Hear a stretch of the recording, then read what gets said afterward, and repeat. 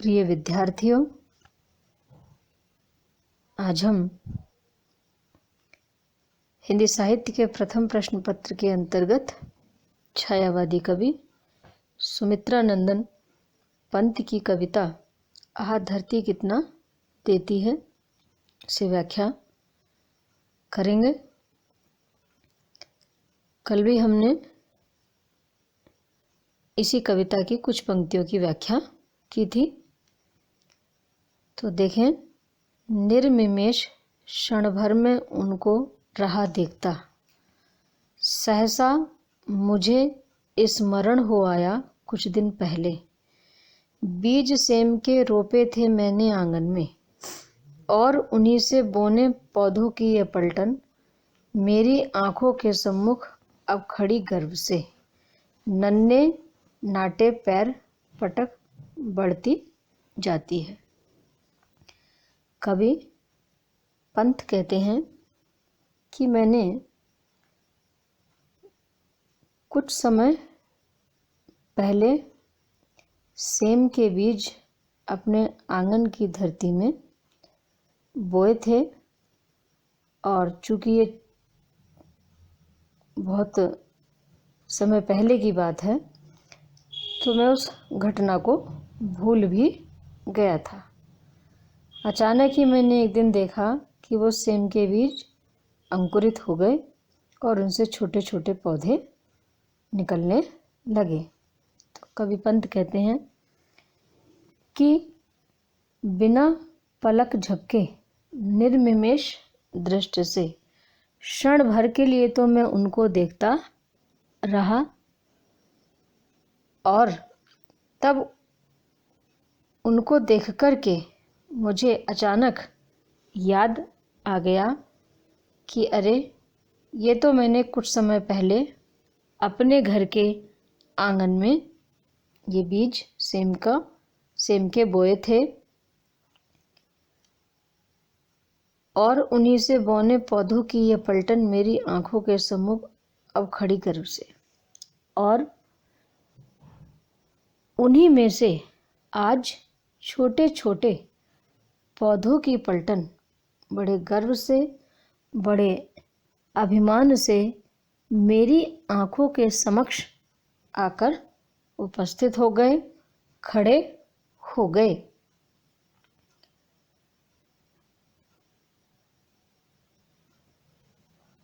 नन्हे नाटे पैर पटक बढ़ती जाती हैं, और ये छोटे छोटे पौधे अपने छोटे और नाटे पैरों से आगे बढ़ते जा रहे हैं।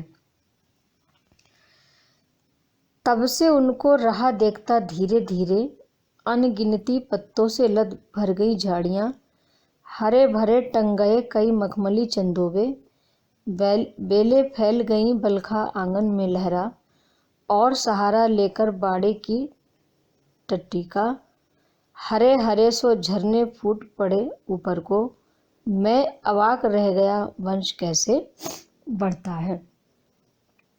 कवि आगे कहते हैं कि तब से उनको रहा देखता धीरे धीरे, मैं निरंतर उन पौधों को देखता रहा, और वे सेम के अंकुर बढ़ करके अनगिनत पत्तों से युक्त विशाल बेले बन गए, और वे झाड़ियों पर कई हरे भरे मखमली चंदोबे टंग गए, या गोल गोल वितान वहाँ पर बन गए। बेलें फैल गईं बलखा आंगन में लहरा, और सहारा लेकर बाड़े की टटिया का। सेम की बेलें सारे आंगन में फैल गईं, और बाड़े की जो छाजन का सहारा लेकर के धीरे धीरे वो ऊपर चढ़ने लग गईं।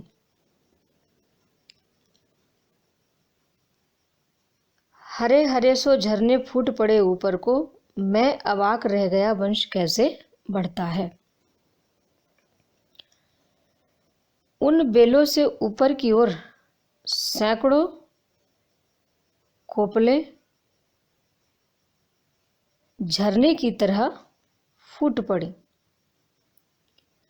यह सब देख करके मैं अवाक रह गया, मैं बहुत ही विस्मित हो गया जब वो बेलें ऊपर चढ़ने लगी और सैकड़ों कोपले झरने की तरह उनसे फूटी।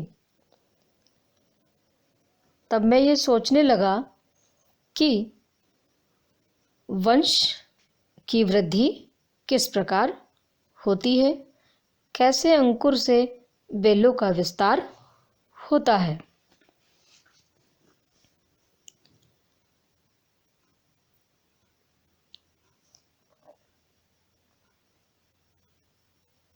छोटे तारों से छितरे फूलों के छींटे झागों से लिपटे लहरी श्यामल लतरों पर सुंदर लगते थे मावस के हंसमुख नभ से, चोटी के मोती से आंचल के बूटों से।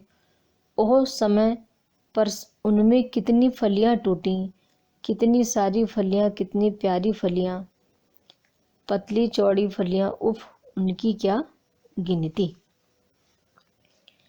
आगे फिर कभी कहते हैं कि उन बेलों की कोपलों के ऊपर छोटे छोटे तारों के समान फूलों के गुच्छे छितराए हुए निकल आए और वे सफ़ेद फूलों के गुच्छे गहरी हरे रंग की बेलों पर सफ़ेद झागों की तरह दिखाई दे रहे हैं, सफ़ेद झाग की तरह लिपटे हुए से दिख रहे हैं। फूलों के गुच्छे लहरों की तरह लहरा रहे थे। नीली हरी या हरी विशाल सेम की बेल पर उसके सफ़ेद छोटे छोटे फूल ऐसे लग रहे थे जैसे मानो कोई काली नीली चोटी पर मोतियों के गुच्छे लटक रहे हों, अथवा नीले हरे आंचल पर चमचमाते हुए कोई सितारे के बूटे चमक रहे हैं। इस तरह छाजन के सहारे फैली हुई सेम की बेल पर असंख्य छोटे छोटे फूल शोभायमान होने लगे थे। इस तरह कवि ने उस सेम की बेल किस तरह से बढ़ी, किस तरह से वो बेल के रूप में आगे परिणित हुई। पंत जी कहते हैं कि समय आने पर उसमें बहुत सी फलियां लगने लगी, कितनी न्यारी पतली और चौड़ी फलियां उसमें आई और जो फलियां उसमें निकली उनकी कोई गिनती नहीं की जा सकती।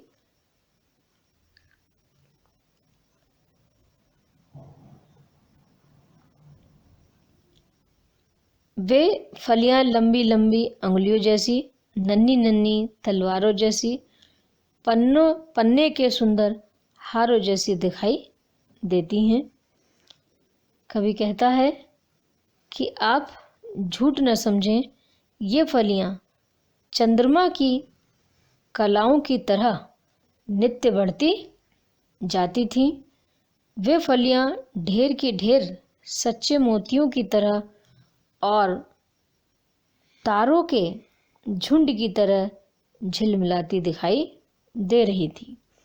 इस प्रकार कवि ने इन पंक्तियों में सेम की फलियों का स्वाभाविक वर्णन कर प्रकृति निरीक्षण की क्षमता के साथ साथ धरती की उदारता का वर्णन किया है। धन्यवाद।